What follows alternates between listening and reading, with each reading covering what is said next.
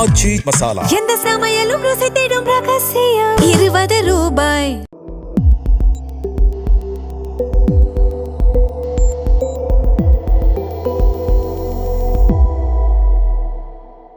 தமிழ் தடம் நேயர்களுக்கு வணக்கம். நம்மோடு உரையாட அரசியல் விமர்சகர் திரு ஜெகதீஸ்வரன் அவர்கள் இணைந்திருக்காங்க. வாங்க பேசலாம். வணக்கம் சார். அதிமுகவும் திமுகவும் இணைந்து ஒரு ஆட்சி அமைக்கலாம் அப்படின்ற விஷயம் பேசப்பட்டுச்சு. அதுக்கப்புறம் அது நடக்கலை. விஜய் அவர்கள் சிஎம்மாக ஆயிட்டார். இப்பொழுது திரும்பவும் அப்படியான ஒரு விஷயம் பேசப்படும் பொருளாக மாறியிருக்கு. எப்படி பார்க்குறீங்க? நேற்று திருமாவர்களுடைய அந்த இன்டர்வியூ பார்க்கும்பொழுது நிறைய விஷயங்கள் அவர் பேசியிருக்காரு. அப்படி பேசுனது உண்மைதான் அப்படின்றத அவர் பேட்டியில் சொல்லியிருக்காரு. ஸோ எப்படி பார்க்குறீங்க இந்த பேச்சுவார்த்தையை?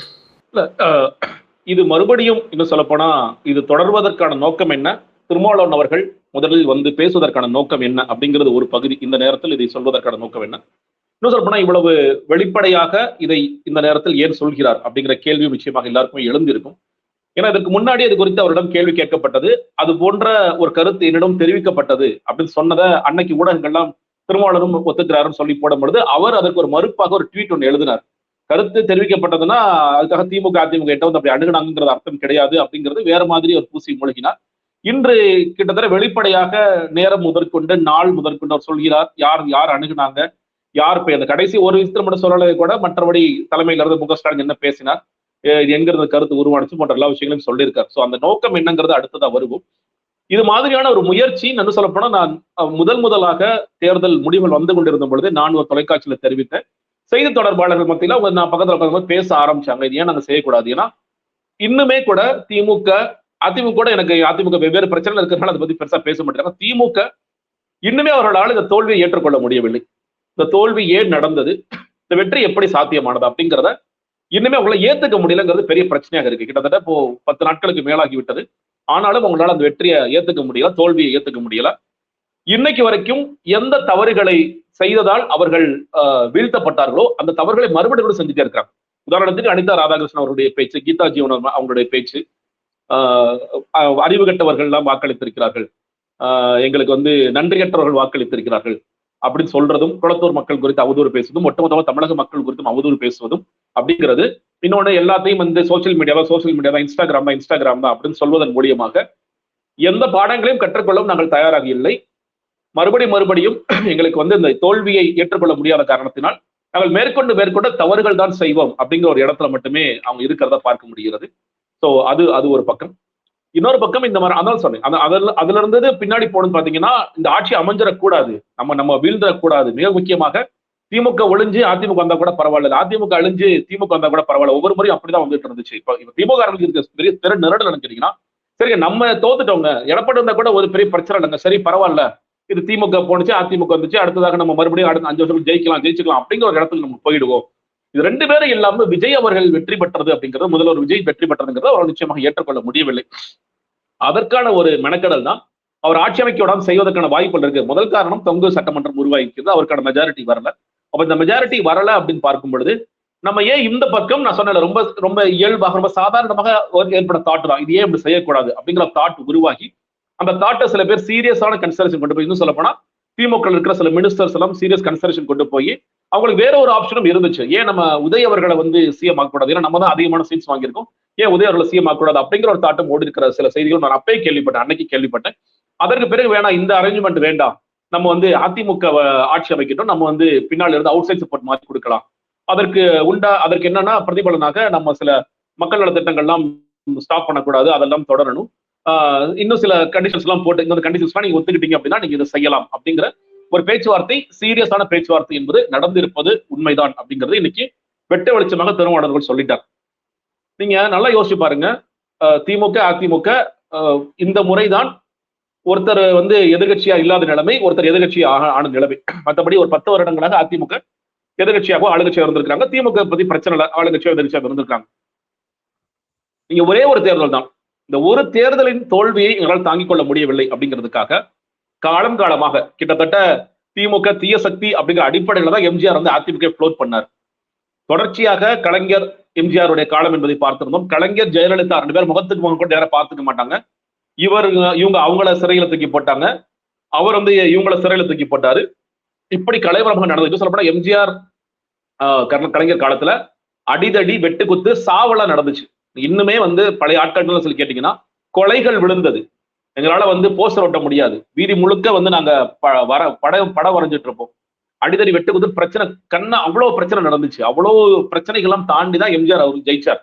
அதற்கு பிறகு இந்த இருதுரு அரசியல் ரெண்டு பேருக்கும் பரஸ்பர மரியாதை, ஏன்னா ரெண்டு பேரும் திறந்த பரஸ்பர மரியாதை இருந்தாலும் திமுக ஒரு தீய சக்தியாகத்தான் எம்ஜிஆர் கன்சிடர் பண்ணாரு, ஜெயலலிதாவும் திமுக ஒரு தீய சக்தியாக கன்சிடர் பண்ணாங்க. அவங்களும் அதை ரெசிப்ரோகேட் பண்ணிட்டே இருந்தாங்க. நீங்க ஒரு ஊழல் சக்தி சொல்லி சொன்னாங்க. ஜெயலலிதா சிறைக்கு சென்றதற்கு நீங்கள் வந்து சட்ட ரீதியான காரணங்கள் இருந்தாலும் அது அப்பட்டமான பழிவாங்கல் அப்படிங்கறதான் இன்னைக்கு வரைக்கும் அதிமுக ஸ்டாண்டு. நான் சொல்றது பொலிட்டிக்கல் ஸ்டாண்டுங்கிறது இன்னைக்கு வரைக்கும் எங்களுடைய தலைவி சிறைக்கு செல்வதற்கு திமுக தான் காரணம். அதை கொண்டு போய் பெங்களூர்ல கொண்டு போய் அந்த கேஸை மாத்தி விட்டு, அன்பழகன் மாத்தி விட்டு இந்த மாதிரியான பண்ணிட்டு சிக்கல் பண்ணிட்டாங்க. இன்னும் சொல்லப்போனா ஜெயலலிதாவோட மறைவிற்கு கூட அவர்கள் சிறைக்கு சென்றதும், அந்த சிறைக்கு சென்ற பிறகு அவர் வந்து மனம் தளர்ந்து உடல் தளர்ந்து அதான் காரணம் அப்படிங்கிற அளவிற்கு இந்த ரெண்டு கட்சியும் கடுமையாக எதிர்த்து நின்று போர் புரிந்தவர்கள். நீங்க மத்திய ஆள்வர்கள் கூட கூட சில அட்ஜஸ்ட்மெண்ட்ஸ் இருக்குங்க. நம்ம சொல்லுவாங்க இப்ப வந்து கோபேக் மோடின்னு சொன்ன இதே திமுக தான் மோடிக்கு வெள்ளைக்குடையும் பிடித்தது. ஒரு பக்கம் நான் வந்து இந்த கூட்டங்களுக்கு போக மாட்டேன், நிதி ஆயோக் கூட்டங்களுக்கு போக மாட்டேன்னு சொன்ன அதே நபர்கள் தான் மறுபடியும் நிதி ஆயோக் கூட்டங்களுக்கு போனார்கள். ஆளுநருடைய டீ பார்ட்டியை வந்து நாங்க புறக்கணிப்போம், சுதந்திர தினம் போதும் குடியரசு தினம் போதும் புறக்கணிப்போம் சொன்னவங்க ஒரு வருஷம் புறக்கணிப்பாங்க, அடுத்த வருஷம் வந்து போய் சேர்ந்துக்குவாங்க. இதெல்லாம் நடக்கும். அது என்னோட காரணம் சொல்லிக்கலாம். இல்லைங்க மத்திய கட்சியோட நம்ம வந்து பரஸ்பரமா போனதான் நமக்கு நன்மைகள் நடக்கும்னு சொல்லலாம். இல்ல மத்திய ஆட்சி வந்து எங்க மேல நடவடிக்கைகள், நாங்கள் செய்த ஊழல்களுக்கு நடவடிக்கை எடுக்காமல் இருப்பதற்கு நாங்க போய் ஒரு சமரசம் மறைமுகமா செய்து கொள்றோம்னு சொல்லலாம். இது நடந்து நம்ம பார்த்திருக்கோம். இதை மறைமுகமாக நடந்து கொண்டேதான் இருக்கிறது. அது திமுக ரொம்ப காத்திரமாக நாங்கள் பாஜக எதிர்க்கிறோம் என்று சொன்னாலும், ரொம்ப காத்திரமாக முன்னாடி நாங்க காங்கிரஸ் எதிர்த்திருந்தாலும் சொன்னாலும் அது மறைமுகமாக நடந்து கொண்டே இருக்கிற ஒன்றுதான். ஆனா இந்த இரு துருவமாக இருக்கக்கூடிய திமுகவும் அதிமுகவும் என்னைக்காவது ஒண்ணு சேருவாங்களான்னு கேட்டீங்கன்னா அதற்கெல்லாம் ஒரு காலம் இருந்தது. எம்ஜிஆர் காலத்தில் அதற்கான சில முயற்சிகளும் நடந்தது. பிஜு பட்டாய் போன்ற முயற்சிகள் செய்தார்கள். இந்த முயற்சிகள் கைவிடப்பட்டது. இனிமேல் இவர்கள் சேர்வதற்கான வாய்ப்புகளே இல்லை. போன வருஷம் தாவக்கவை சேர்ந்த லயலோ மணி ஒரு பேசினாரு, பாருங்க எங்க அண்ணனை வீழ்த்துறதுக்கு 2 பேர் சேர்ந்தா கூட ஆச்சரியப்பட்டிருக்கேன்னு சொல்லி சொன்னார். அன்னைக்கு பயங்கரமா ட்ரோல் பண்ணோம். நம்ம எல்லாம் எல்லாரும் ட்ரோல் பண்ணாங்க. நான் ட்ரோல் பண்ண, நானும் இந்த கட்சியில தான் போயிருந்தேன். எல்லாரும் பேர் ட்ரோல் பண்ணாங்க. இதெல்லாம் பாருங்க எப்படி பேசிட்டு இருக்காருங்க, விஜய வீழ்த்துறதுக்கு திமுக அதிமுக ஒண்ணு சேருவாங்களா, இதெல்லாம் எந்த உலகத்துல இருக்கிறாங்க பாருங்க, தாவேக்கு எவ்வளவு பேர் தற்கொலையா இருக்காங்க பாருங்கன்னு சொல்லி பேசியவர்கள் எல்லோரும் இன்று என்ன பதில் சொல்வார்கள்? 2 பேரும் சீரியஸா முயற்சி பண்ணி 2 பேரும் சேர்வதற்கான அத்தனை வேலைகளும் பார்த்திருக்காங்க. இதற்கான மினிஸ்ட்ரி ஃபார்ம் பண்ணிடலாம், யாருக்கு என்ன மினிஸ்ட்ரி கொடுக்கலாம், எடப்பாடி பழனிசாமி முதலமைச்சர் ஆக்கலாம்ங்கிற அளவுக்கு பேசியிருக்காங்க. இது பேசுறது ஏன் வந்து மெட்டீரியல்ஸ் ஆகலன்னு கேட்டீங்கன்னா, எப்படி திருமாவளவன் அவர்கள் வந்து என்ன பேசுறீங்க, திமுகவுக்கு பெரிய சூனியமா மாறிடும், இது உங்களுக்கு எதிர்காலமே சூனியமா மாறிடும் சொன்ன மாதிரி திமுகவில் இருக்கக்கூடிய சில புத்திசாலிகள், சில புத்திசாலி அமைச்சர்கள் வேண்டவே வேண்டாங்க, என்னங்க இது என்ன மாதிரியான இது நீங்க பண்ணிட்டு இருக்கீங்க, திமுக வந்து காலி பண்ணணும்னு நினைச்சிட்டீங்களா, இந்த மாதிரியான ஒண்ணு பண்ணீங்கன்னா விஜய் எவ்வளவு பெருசா வளருவார். விஜய் ஆட்சி செய்ய விட்டு அவர் ஆட்சியில் ஏதாவது குறைகள் இருக்கு, பிரச்சனைகள் இருக்குன்னா அதை எக்ஸ்போஸ் பண்ணி மறுபடியும் நீங்கள் எதிர்கட்சியாக இருப்போர் ஆளுங்கட்சியாக ஆவதற்கான வேலைகளை பார்த்தீங்களா? நீங்க நம்மெல்லாம் ஒண்ணு சேர்ந்து விஜய் காலி பண்றோம்பா அப்படின்னு சொன்னீங்கன்னா அது மக்கள் மத்தியில எப்படி எடுபடும்? இந்த யோசனை கூட இல்லாமல நம்ம செயல்பட்டு இருக்கோம்னு திமுக இருந்து ரொம்ப வலிமையான எதிர்குறல்கள் வந்துச்சு. சொன்னாரு, கனிமொழி தான் வந்து அதை ஒத்துக்கவே இல்லை, அவங்களுடைய பேச்சுவார்த்தையினாலதான் இந்த கூட்டணி ஏற்படாம போச்சு அப்படின்றத அமைச்சர் ஆதவ அர்ஜுனா அவர்கள் சொல்லியிருந்தாரு. இல்லங்க, நம்பர் 1 நான் வந்து ஃபர்ஸ்ட் சொல்றேன், முதல் அந்த ப்ரப்போசல் ஃப்ளோட் பண்ணும்போது ஸ்டாலின் அவர்களுக்கும் இது உடன்பாடு இல்லை. அவரும் வந்து இல்ல வேண்டாம், இது தேவையில்லாத வேலை, இன்னும் சொல்லப்பட நானும் வந்து சட்டமன்றத்துல இல்ல, சட்டமன்றத்தில் நானே இல்ல, இது மாதிரியான வேலைகள் பண்றது நாளைக்கு பெருசா பேக் ஃபேர் ஆகுங்கிறதா முதலமைச்சர் ஸ்டாலினுடைய முதல் பார்வை கூட. அதற்கு பிறகு இதை கன்வின்ஸ் பண்ணிருக்காங்க. ஸ்டாலின் அவர்கிட்ட யார் இதை சொல்லியிருப்பான்னு நினைக்கிறீங்க, இதை கொண்டு போயிருப்பான்னு நினைக்கிறீங்க, இப்படி ஒண்ணு பண்ணலாம்? அமைச்சர்கள் இன்னும் ரொம்ப ஸ்பெசிபிக்கா சொல்லணும்னா ஊழல் தண்டனையால் இல்ல ஊழல் குற்றச்சாட்டுக்கு ஆளான அமைச்சர்கள் சொல்லிக்கலாம், இப்படி சொல்லலாம். அந்த அமைச்சர்கள் அவங்க வந்து இல்ல நம்ம இந்த மாதிரியான ஒரு இது பண்ணலாம் அப்படின்னு சொல்லும் பொழுது முன்னாள் முதல்வர் ஸ்டாலின் இல்ல வேண்டாம், இது பெருசா பேக் ஃபேர் ஆகும், இது தேவையில்லாத வேலை, இதை விட்டுருங்கன்னு சொல்லி முதல் பார்வை என்பது. அதற்கு பிறகு சில பேர் கன்வின்ஸ் பண்ண இல்ல முடிச்சது. அதுக்கு பிறகு சில பேர் கன்வின்ஸ் பண்றாங்க, இல்லங்க நம்ம வந்து இந்த ஆட்சி நமக்கு இப்படி யோசிச்சு பாருங்க, விஜய் ஆதரிச்சது வந்து முழுமையான ஆதரவு இல்ல, நமக்கும் அவர்களுக்கும் தான் ஒரு ஆதரவு வந்திருக்கு, நம்ம 2 பேரும் இந்த இடத்துல சேர்ந்து ஆட்சி அமைச்சிட்டு அதற்கு பிறகு ஒரு நல்லாட்சி கொடுத்தா கூட நம்ம மறுபடியும் பின்னாடி வந்துக்கலாம். இன்னைக்கு விஜய் நம்ம வளர விடுறது சரியாக இருக்காது, அவர் வந்து நம்ம வளர மாட்டார்னு நினைச்சோம், வந்துட்டாரு, அடுத்த இடத்துல பெரிய த்ரெட்டா மாறுவாரு, அப்ப இந்த ஆட்சி என்பது வேண்டாம் அப்படிங்கிற மாதிரியான சில டிஸ்கஷன்ஸ் போயிட்டு இருக்கு. போனதுக்கு பிறகு முதலமைச்சர் அவர்களுக்கும் சரி ஏன் நம்ம இந்த ஐடியா ஓகே தான், பட் என்னன்னா அவர் உள்ள வர போறது இல்ல சட்டமன்றத்தில். அவருக்கு வந்து திருச்சி கிழக்குல அடுத்து நிக்கலாம், நான் முதலமைச்சர் அப்படிங்கலாம் கிடையாது. நீங்க வந்து எடப்பாடி ஆக்குறீங்களா, சரி ஓகே, அவுட் சைட் சப்போர்ட் தான். நீங்க வந்து மினிஸ்ட்ரிக்குள்ள போய் இன்னும் பெரிய கலைபுரம் ஆக்கிறாதீங்க, அவுட் சைட் சப்போர்ட் கொடுத்துக்கோங்க, உங்களுக்கு என்ன வேண்டியதோ அதை நீங்க பண்ணிக்கங்க அப்படிங்கிற அளவுல தான் அவருடைய இது வார்த்தைகள் இருந்திருக்கு. தடுத்தது யாருன்னு கேட்டீங்கன்னா, நான் கேள்விப்பட்ட வரைக்கும் அமைச்சர்களுக்கு இருந்தவர்களாகிய தங்கம் தென்னரசு போன்றவர்கள், நீங்க சொல்ல மாதிரி கனிமொழி அவர்கள் போன்றவர்கள் எல்லாம் வேண்டாம், இது வந்து பெரிய டேமேஜ் நமக்கு உண்டாக்கிறோம், நமக்கான எதிர்காலமே இல்லாம போயிடும், இது முட்டாள்தனமான முடிவுங்கிறத ரொம்ப ஸ்ட்ராங்கா சில பேர் சொல்லிருக்காங்க. அதிமுக இந்த குரல்கள் வரவே இல்லை. ஏன்னா அதிமுக இருக்கிற பிரச்சனை கேட்டீங்கன்னா, கிட்டத்தட்ட நம்ம அழிவு நிலையில இருக்கிற கட்சியை யாரோ ஒருத்தர் உயிர் கொடுத்து நமக்கு வந்து முதலமைச்சர் பதவி வரைக்கும் கொடுக்குறாரு அப்படின்னா நம்ம அதை அனுபவிச்சுக்கும். அது எவ்வளவு நாளைக்கு இருக்குங்கிறது தெரியல. அது 5 வருஷம் நீடிக்குமா நீடிக்காதா, நம்ம அடுத்தடுத்த அதிமுக எதிர்காலம் இருக்கா அப்படிங்கிற தெரியாத நேரத்தில் யாரோ ஒருத்தர் புண்ணியத்தில் நமக்கு வந்து ஒரு ஆட்சியே கிடைக்குது. முதலமைச்சராக எடப்பாடி பழனிசாமி அடுத்த வர்றார். மினிஸ்டர்ஸ் எல்லாம் என்ன சொல்ல போனா எம்எல்ஏக்களை மட்டுமே தங்களோட வாழ்க்கையை ஓட்டணும், எதிர்கட்சி கூட கிடையாதுன்னு நினைக்கிற மினிஸ்டர்ஸ்க்கெல்லாம் ஒரு வாழ்வு வருதுங்கும் போது அவங்க ஆக்சுவலா ஹாப்பி தான். அவங்களுக்கு பெரிய இதெல்லாம் கிடையாது. அதனாலதான் அவங்க போய் ரெசார்ட் எல்லாம் தங்க வைக்கிறாங்க. எங்க செங்கோட்டையன் யாராவது தூக்கிடுவாரோ, ஏன்னா முதலாக 7ஆம் தேதி நீங்க இந்த பக்கமும் பேசுறோம், 7ஆம் தேதி விஜய் அவர்களை பதவியேற்க வைக்கணும் அப்படின்னு செங்கோட்டை கடுமையா முயற்சி பண்ணார். ஏன்னா நீங்க ஆளுநர் வந்து நீங்க மெஜாரிட்டிங்கிற அடிப்படையில் எங்களை கூப்பிடுங்க, ஃப்ளோட்டர்ஸ் நாங்க பாத்துக்கிறோம். நாங்க பார்த்திருக்க அர்த்தம் என்ன கேட்டீங்கன்னா, இன்னைக்கு எப்படி சிவி சண்முகம் தரப்பு வெளிப்படையாக செய்யறாங்களோ அதன் மூலியமாக நீங்க வந்து சிவி சண்முகம் தலைமையில் அவங்க ரெடியா இருக்கிறாங்க. செங்கோட்டை வர கிடையாது, 20 பேர் எத்தனை பேர் உங்களுக்கு வேணும், நான் தூக்கிட்டு வர்றேன், நான் தூக்கிட்டு வந்து உங்களுக்கு நாங்க ஆட்சி நாங்க வந்து எப்படி நாங்க கொடுப்போம்னா, நாங்க வந்து இது நடக்கும் போது போலிங் நடக்கும் போது வாக் ஆஃப் பண்ணிடுவோம், வெளியே போயிடுவோம். சோ உங்களுக்கு ஃப்ளோர் மெஜாரிட்டிங்கிறது கிடைக்காது. இதுவும் ஓடிச்சு. நீங்க வந்து திமுக அதிமுக சொல்லி பேசணும்னா தாவேக்கு ரொம்ப யோகியமான கட்சி அப்படிங்கிறது நம்ம அந்த அடிப்படைக்கு போக வேண்டிய அவசியம் இல்லை. செங்கோட்டையன் அவர்கள் மூலியமாக சிவி சண்முகம் மூலியமா இதுவும் நடந்தது.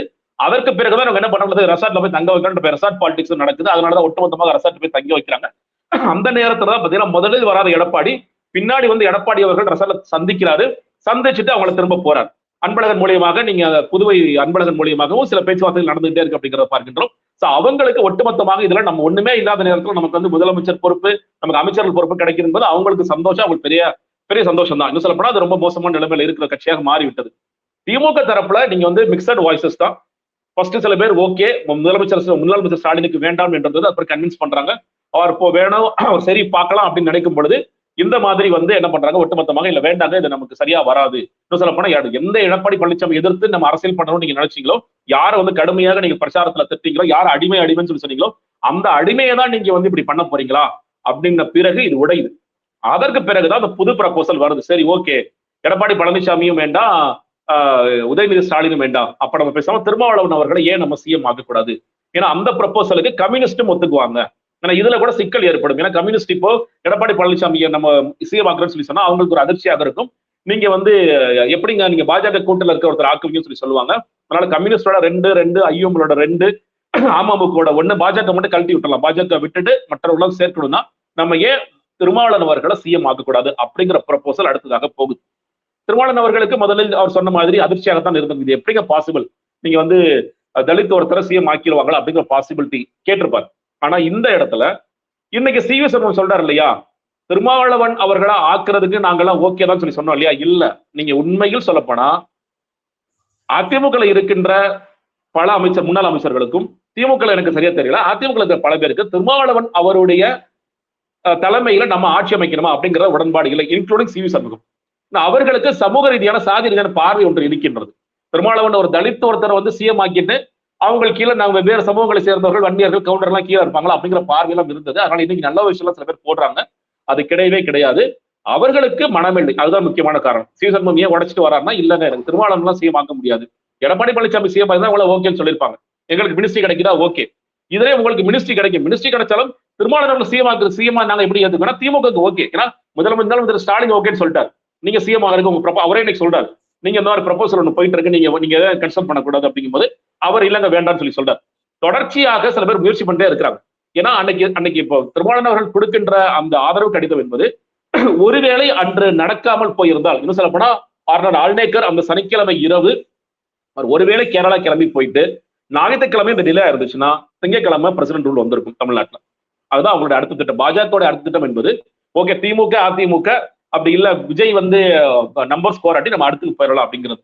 நீங்க கேட்ட கேள்விக்கு இதுல பாஜக ரோல் இருக்கா? பாஜக ரோல் இல்லாமல் இதெல்லாம் எப்படி சாத்தியப்படும்? பாஜக ரோல் கண்டிப்பா இருக்கும்ல. திமுக அதிமுக ஒண்ணு சேர்றாங்க, நாங்க பாஜக ஒரு எம்எல்ஏ தான் அவர் கழட்டி விட்டுறோம், பட் ஆனா நாங்க 2 பேர் சேர்ந்து ஆட்சி அமைக்கிறோம் அப்படிங்கும் போது பாஜகவோட ஆசீர்வாதம் இல்லாமல் இது எப்படி சாத்தியப்படும்? சாத்தியமே படாது. ஏன்னா அர்லேக்கர் நீங்க இந்த இது நடந்து அர்லேக்கர் என்ன பண்ணணும்? பாஜக பண்ணக்கூடிய விஷயங்களுக்கு திமுகவும் உடன்பட்டிருக்காங்க, ஸ்டாலின் அவர்களும் உடன்பட்டிருக்காரு அப்படின்றத நான் புரிஞ்சுக்க முடியுது இது மூலியமா. நிச்சயமாங்க, அதான் சொல்றேன். நீங்க அதான் சொல்றேன், நான் முன்னாடியே சொன்னேன், இவரெல்லாம் மறைமுகமாக நீங்க வந்து இந்த பக்கம் எதிர்த்தால் கூட நீங்கள் வந்து அதெல்லாம் அந்த காட்சிகள் நீங்க மேல்மட்ட அரசியல்ங்கிறது ரொம்ப வித்தியாசமான ஒண்ணுங்க. மேல்மட்ட அரசியல் இன்னும் சொல்ல போனா இது தாவேகளுக்கும் பொருந்தும். இது இங்க வந்து யாருமே வந்து மக்களுக்காக நாங்க வந்து கீழே என்ன நம்ம பாக்குறோமோ இப்ப வந்து தாவேக காரணம் திமுக பயங்கர சண்டை போட்டுக்குவாங்க, அதிமுக திமுக கடுமையா சண்டை போட்டுக்குவாங்க, ஒன்றிய செயலாளர்கள் அளவுல மாவட்ட செயலாளர்கள் கூட அது பெருசா இருக்காது, இதெல்லாம் நடக்கும். ஆனா மேல்மட்ட அரசியல் என்பது முற்றிலும் வேறானது. இது எல்லா கட்சிகளுக்கும் பொருந்தும். அந்த கணக்குல இவங்க என்னன்னா ஒரு பாஜகவோட பவர் சென்டர் அணுகிறதோ, பாஜக இந்த முடிவுகளை எடுத்துட்டு போறதோ, இது அவங்களே ப்ரப்போஸ் பண்றதோங்கிறதெல்லாம் பெரிய விஷயமே கிடையாது. இதற்கு என்ன பண்ணிருப்பாங்க, நாங்க 2 பேரும் ஒண்ணு சேரணும், ஒண்ணு சேர்வதற்கு நீங்க வேற ஏதாவது செஞ்சு கொடுக்க முடியுமா தமிழ்நாட்டு நலன் சார்ந்து? நான் ரொம்ப ஸ்பெசிபிக்கா சொல்ல விருப்பம் இந்த நேரத்துல, தமிழ்நாட்டு நலன் சார்ந்து ஏதாவது நீங்க செஞ்சு கொடுக்க முடியுமா? இதை வந்து மக்கள்கிட்ட திசை திருப்புறதுக்கோ இல்ல வந்து இந்த காரணத்துக்காக நாங்க ஒண்ணு சேர்ந்தோம். இப்ப நீங்க போயிட்டு ஏன் 2 பேர் ஒண்ணு சேர்ந்தீங்க, எங்க விஜய் வீழ்த்தனுங்க அதுக்காக நாங்க ஒண்ணு சேர்ந்துடும் சொல்லி சொன்னா மக்கள் காரி துப்புவாங்களா இல்லையா? என்னங்க இது என்ன குழப்பதுன்னு மக்கள் கேட்பாங்க. அப்போ நாங்கள் இருவரும் ஒன்று சேர்ந்ததற்கு அல்லது அதிமுக ஆட்சி அமைப்பதற்கு நாங்கள் வெளியிலிருந்து ஆதரவு கொடுப்பதற்கு எங்களுக்கு ஒரு சரியான காரணம் வேண்டும். அந்த காரணத்தை யார் கொடுக்க முடியும் கேட்டீங்கன்னா அது வந்து பாஜக தான் கொடுக்க முடியும். அதற்காக மட்டுமல்லாமல் பாஜகவுடைய ஆசீர்வாதம் இல்லாமல் இதெல்லாம் சாத்தியமா என்று கேட்டால் நிச்சயமாக சாத்தியம் இல்லை. அந்த அவர்களுக்கும் அதில் வந்து உடன்பாடு இருந்திருக்கும். அந்த உடன்பாடு எட்டப்படாமல் எல்லாம் இதெல்லாம் பெருசா தீவிரமா ஃப்ளோட் பண்ணிருக்க மாட்டாங்க. அதனால ஏன்னா இப்படி யோசிச்சு பாருங்களேன், இது நடக்கணும்னா அர்லேக்கர் அவர்கள் என்ன பண்ணணும்? விஜய் அவர்கள்ட்ட நீங்க ஏற்கனவே குழப்பறீங்க, 108 சொல்லாம நீங்க வந்து பெர்சன்டேஜ் சொன்னீங்க, அப்புறம் 108 சொல்லாம 113 சொல்லி ரொம்ப குழப்பறீங்க, அதனால நாங்க வந்து உங்களை கூப்பிட போறது இல்ல. இப்ப திமுக அதிமுக ஒண்ணு சேர்ந்து எனக்கு நம்பர்ஸ் கொடுத்துட்டாங்க, 112 நம்பர் கொடுத்துட்டாங்க, நான் அவங்கள கூப்பிட போறேன் அப்படின்னு சொன்னா விஜய் எடுத்து என்ன பண்ண முடியும்? ஆளுநரை மீறி கோர்ட்டுக்கு வேணா போலாம், எனக்கு கூப்பிடல நீ கோர்ட்டு, சரி கோர்ட்ல போய் அது கேஸ் நடக்கணும், அதுக்குள்ள பதவி ஏற்றுவாங்களே. அப்ப என்ன நடந்திருக்கும்? அப்போ பாஜகவுடைய சம்மதத்தின் பேரில் பாஜகவோட சம்மதத்தின் கூட ஆசையோட இவர்கள் இருவரும் ஆட்சி அமைந்திருக்கும். அதனால இதை பொறுத்த வரைக்கும் திமுக அதிமுக பாஜக எல்லாரும் ஒன்று சேர்ந்தான் இந்த வேலைகளை பார்த்திருக்கிறாங்க அப்படிங்கிறதெல்லாம் பெரிய மாற்றமோ பெரிய குழப்பமோ இல்லை.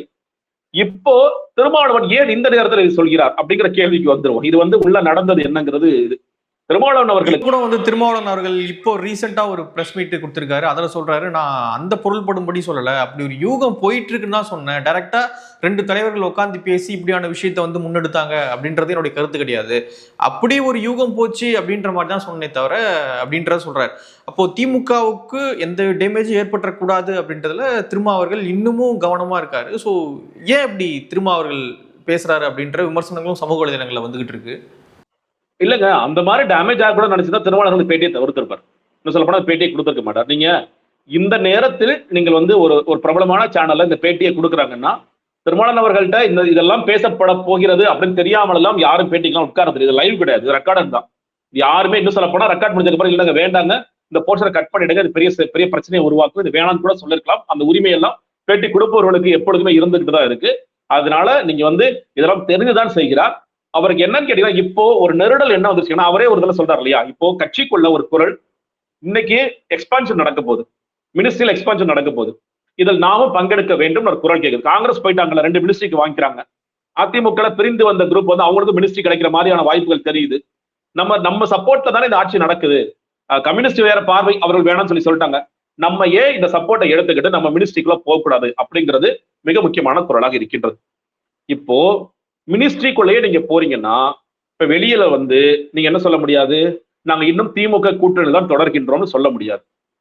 அது ஆப்வியஸ்லி கட் ஆயிடுச்சு. இனிமேல் தாவேக கூட்டணி சொல்லப்பட அடுத்து உள்ளாட்சி தேர்தல் வருது, இல்ல ஒரு இடைத்தேர்தல், திருச்சி கிழக்கு இடைத்தேர்தல் வருது. அந்த இடைத்தேர்தலில் நாங்க திமுக ஒரு ஆள் இறக்குனாங்கன்னா திருமாவளவன் அவர்கள் அந்த சைடு பிரச்சாரத்துக்கு போக முடியாது, விஜய் பக்கம் நின்றுதான் பிரச்சாரத்திற்கு அவர் போகணும். அவர் தார்மீக ரீதியாக அது தாவேக்களை இறங்குறாங்களோ இல்ல வேற கூட்டணி கட்சிக்கு சீட்டு கொடுக்குறாங்களோ யாரும் நமக்கு தெரியாது. பட் அது மாதிரி ஆயிடும்.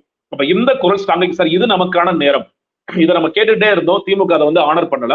நம்ம 2031 தள்ளி வச்சோம். 2031 வாய்ப்புகள் இருக்கான்னு நமக்கு தெரியல. நமக்கான ஒரு நேரம் இப்போ இவர் போட்டார் இல்லையா வன்னி அரசு, இது திருமாவின் காலம், இது நமக்கான நேரம் போட்டாரா போடலையா, ஆட்சியில் பங்கு அதிகாரத்தில் பங்கு, அதை ஏன் நம்ம சீரியஸா கன்சிடர் பண்ணக்கூடாது அப்படிங்கிறது ஒரு குரல். 2வது குரல், பாராளுமன்ற தேர்தல் வரைக்கும் இந்த கூட்டணி தொடருமா தொடராதா அப்படிங்கிறது இன்னொரு 6 மாசத்துல தெரிஞ்சிடும். கம்யூனிஸ்டும் பிசிகவும் ஐயுஎம்எலும் மற்றும் இருக்கக்கூடிய மற்ற எல்லா கட்சிகளும் மதச்சார்பற்ற கூட்டணி திமுக தலைமையிலான கூட்டணி நாங்கள் அங்கு வகிக்கிறோம் என்று சொல்கிறார்களோ அவர்கள் எல்லோருக்குமே இன்னைக்கு ஒரு கேள்வி எழுந்திருக்கு. நம்ம திமுகவோட தொடரணுமா அல்ல தாவேக்கோட போய் நிக்கணுமா அப்படிங்கிற கேள்வி எழுந்திருக்கு. ஏன்னா பாராளுமன்ற தேர்தல்ங்கிறது என்னது? இன்னும் சொல்ல போனா திமுக சட்டமன்ற தேர்தலை எப்படி அணுகிறாங்க?